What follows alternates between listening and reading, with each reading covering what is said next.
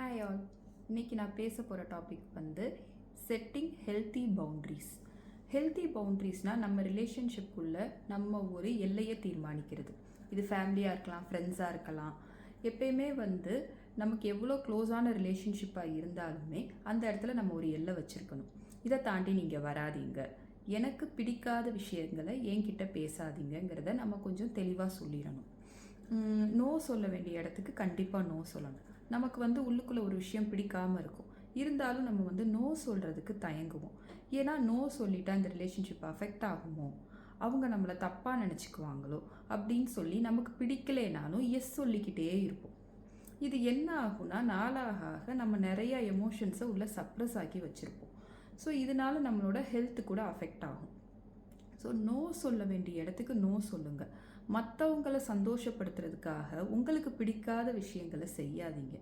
S சொல்லிக்கிட்டே இருக்காதீங்க. So always have healthy boundaries around you.